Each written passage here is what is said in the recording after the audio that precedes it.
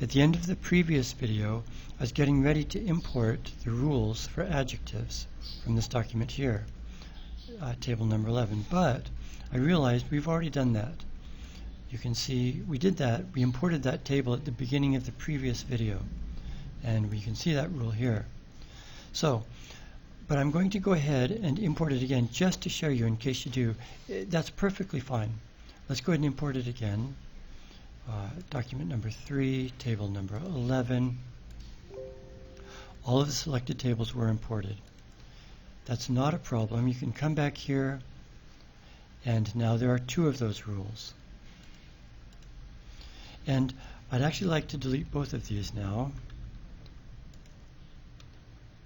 And the reason is, sometimes when you're working in this document here, sometimes your MTT wants to make a change, or maybe you want to change the name of a form, maybe you want to add rows or delete rows, etc. You can make any changes in here that you want, and then later come import the table again. So let's do that. These rules are deleted. Let's go ahead and import that table again. Table 11 for adjectives. All of the tables were imported, and we see that our rule is back again. There's our rule. So now that we have this rule, we're ready to start generating the sentences. And you can see, similar to the nouns and verbs, this table, this rule has just one layer because we imported one table. And each row in this table in the Word doc corresponds to one row in the table inside this rule. So for the first one, no degree, we just used the stem. No degree, we used the stem. In the second row, very, and we have the word very. In the next row, we have the word extremely. Down here, we have the word to, etc. So this table in the rule is a direct reflection of this table in the Word document. So now that we have our rule, let's go ahead and generate our sentences. Let's set this up. We want to save the text, and we want our passage to be adjectives, adjectives 1:1 to adjectives 1:19, and I'll do a time lapse here.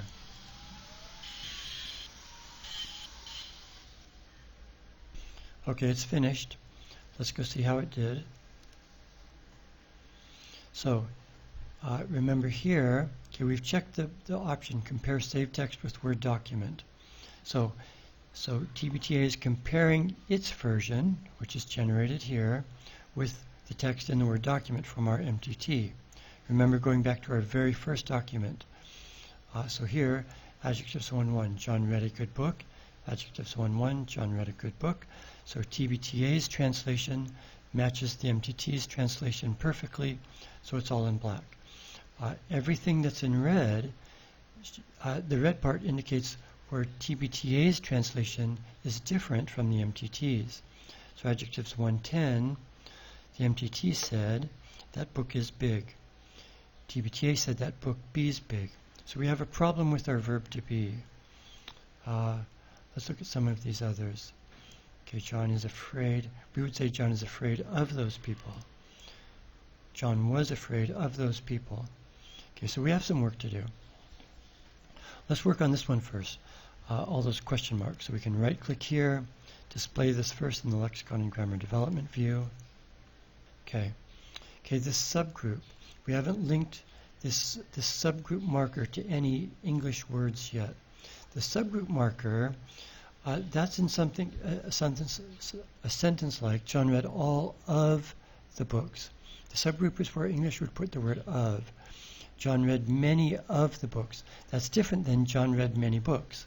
So not all of these adjective phrases have a subgroup marker. John read many books. John read many of the books. So for the subgroup marker, I double-clicked on it, and let's enter a new target stem. We'll enter the word of. I want to change that gloss to of. So the subgroup marker is now linked to the word of. Okay, and let's generate this sentence. John read those all of books. Okay, we want John read all of those books. So this pre-nominal marker, the word those, needs to come after the adjective phrase. Constituent order is always determined by the phrase structure rules. Now in this case, this is a noun phrase. This pre-nominal marker is in the noun phrase, and this adjective phrase is embedded inside the noun phrase. So we'll go to our phrase structure rule for noun phrases. And okay, here's our pre-nominal marker, the word those. Let's move this adjective phrase so that it precedes the pre-nominal marker.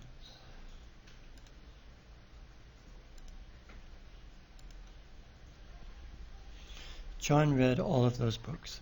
And now TBTA's text matches the MTT's text.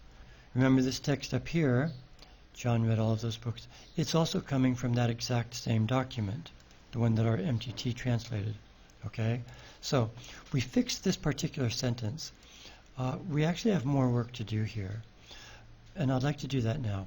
Let's come here to our noun phrase structure rule.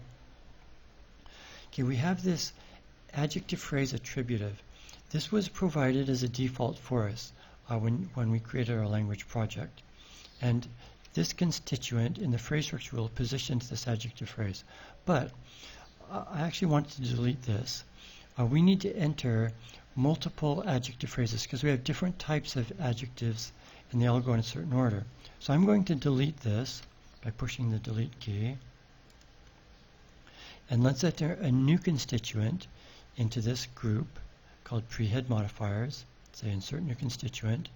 And we're going to insert an adjective phrase right there. And okay, for adjective phrases, we don't know what type of adjective is inside that phrase. But remember, when we're building phrase structure rules, we always have this head word button. And when we look at, okay, the head word of an adjective phrase is an adjective. So now we have all of our adjective features. And you may remember in the previous video we had this feature called type. And most adjectives are descriptive, like good and bad, etc. So when I click here, the name gets copied. And let's enter an example.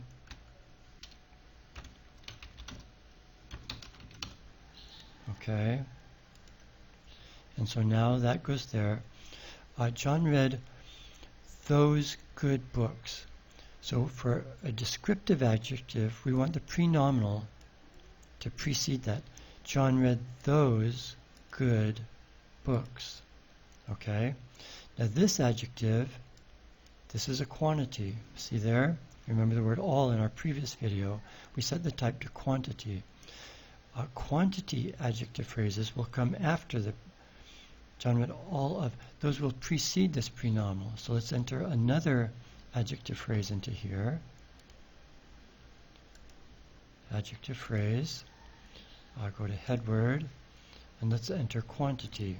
I click here to get the name. We can type the name, but it's faster to just click here. Then that name gets copied. So I'm going to enter examples, all, many. So it's inserted at the top.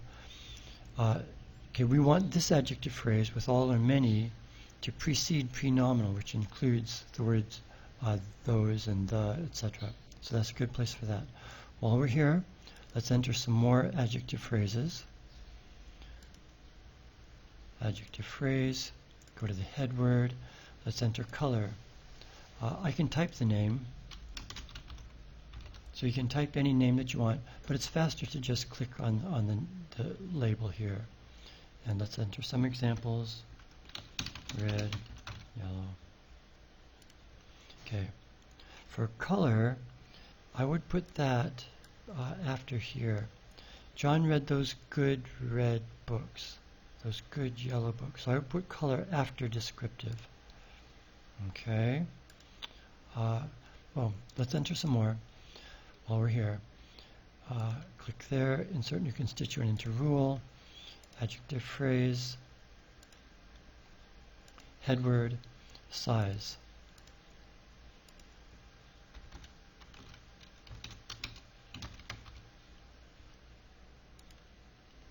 And let's put at the top, okay, John read those good big red books. So we want colors to follow descriptive and precede color. So let's drag this down right there. Good big red books. Okay, let's enter another one.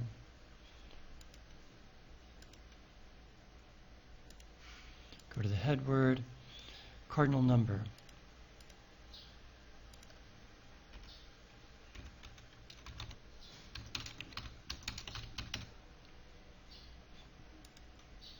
Okay, for cardinal number, John read 3 good big red books.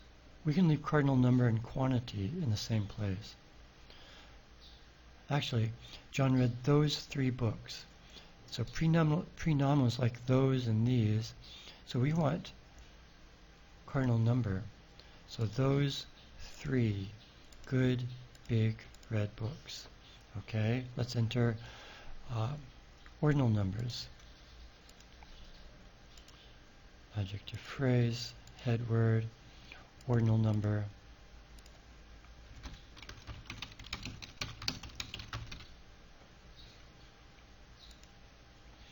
Okay, for ordinal number, John read okay, prenominal is also the word the 3rd book, the 1st book.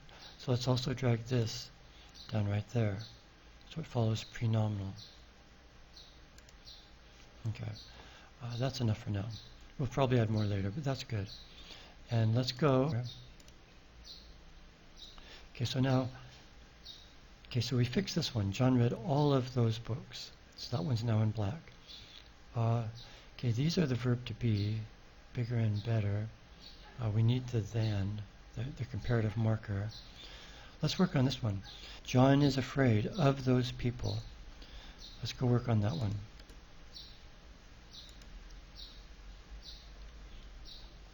Okay, some adjectives take arguments. We actually have 4 different senses of the adjective afraid. We can say something like John is afraid. That's one sense, and there's no argument. The second sense is John is afraid of snakes, for example. So that sense of afraid takes a nominal argument. We can also say John is afraid to swim in that lake. So there is a clausal argument, and the agent of that clause is co-referential with the agent of the main clause. John is afraid to swim in that lake. We also have another sense of afraid. John is afraid that Mary might swim in that lake. So there, the agent of the clausal argument is different than the agent of the main clause. So for this particular sense of afraid sense B, it always takes a nominal argument. So let's edit this. Adjectives have theta grid adjustment rules just like verbs do, and they're pre-written for us. If we right-click, we can say edit this adjective's theta grid adjustment rule. So this sense of afraid always has a noun phrase argument. Now in English, we always put the word of here. John is afraid of snakes.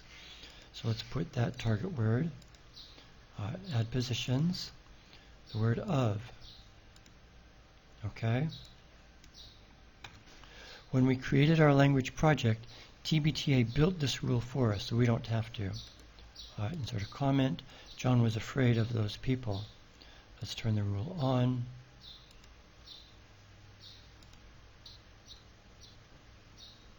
Okay, John, we still have a problem with the verb to be, but John was afraid of those people.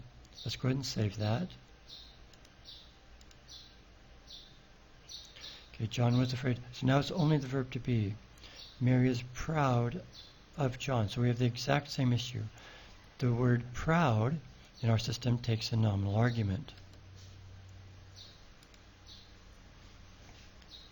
Let's again go to, by the way, the reason proud is highlighted in purple for the same reason that B is highlighted in purple. And that means we haven't edited their theta grid adjustment rules yet. So let's go ahead. We can say edit this adjective's theta grid adjustment rule. If it's not necessary, you can check the unnecessary box. And now it's not highlighted in purple anymore. So for some adjectives, the theta grid adjustment rule won't be necessary, so all you do is check the unnecessary box. But for this rule, it isn't. For English, it is necessary. Let's activate it, and let's insert the word of.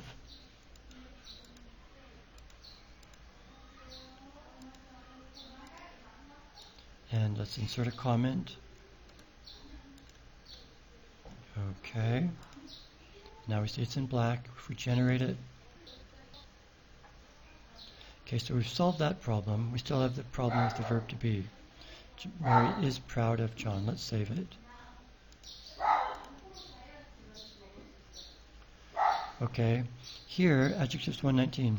John is interested in reading that book. So here, the adjective interested takes a clausal argument. So let's go work on that one.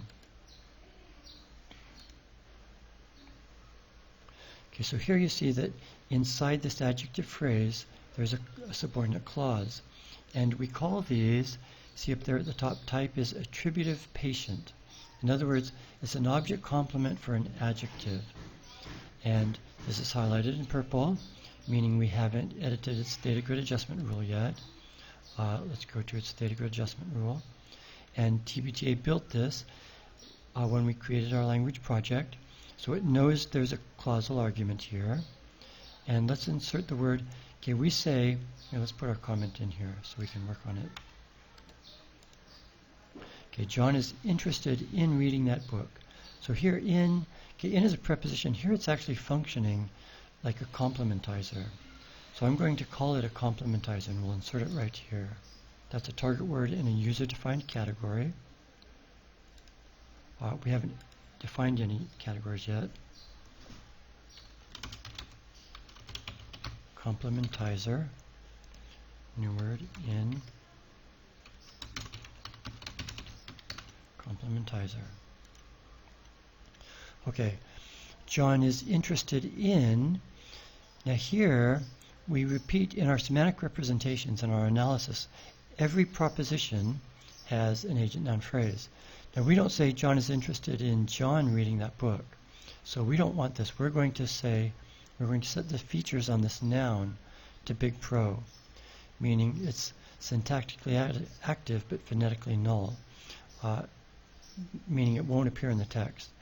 So by setting that feature to big pro, later we'll write another rule that will say when a noun's surface realization feature is set to big pro, delete that noun from the text.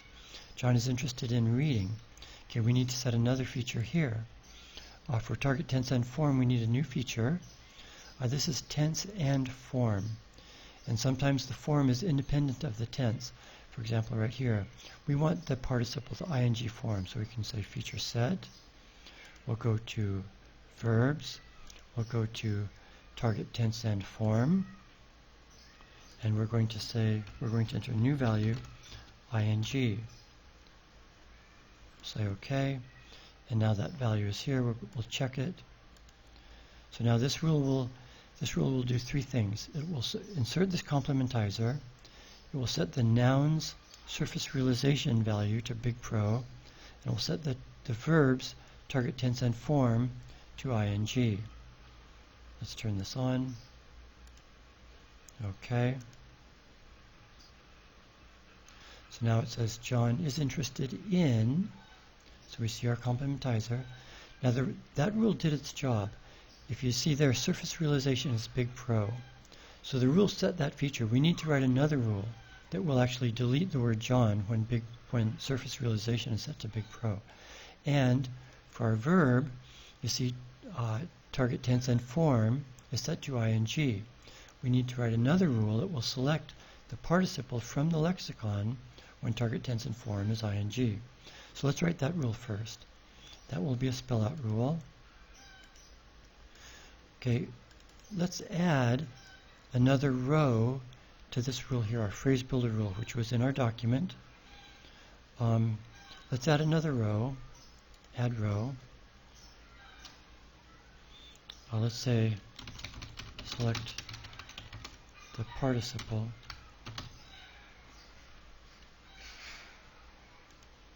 and for our features we're going to say when target tense and form is ing, We could call this participle as well. Actually, let's go ahead and do that. Let's change that. Verbs, target tense and form. Let's just change that to participle. Okay? So when the target tense and form is set to participle, when target tense and form is set to participle, we want to select the participle from the lexicon.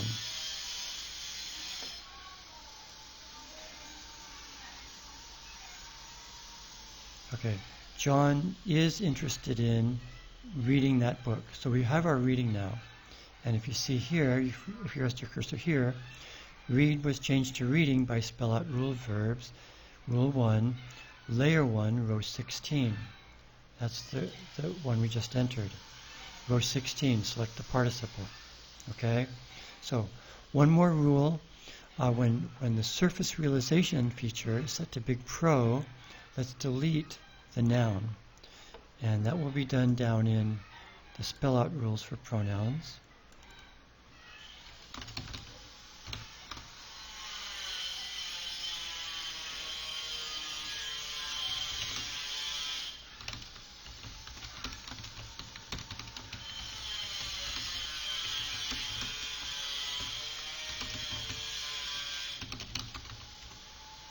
Okay, this will be a simple, it'll be a new translation. We're going to say when the features are Big Pro, and we're going to leave the translation blank. Let's see here, John is interested in, let's put here Pro, so we know where Big Pro actually is. John is interested in reading that book. But again, we're going to leave this blank so that the new translation will be just a blank space. Initialize, generate. Okay, John is interested in reading that book. And you can see here, if we rest our cursor there, John was deleted by pronouns which reference spell out rule, nouns, rule 1, etc. So let's go ahead and save this.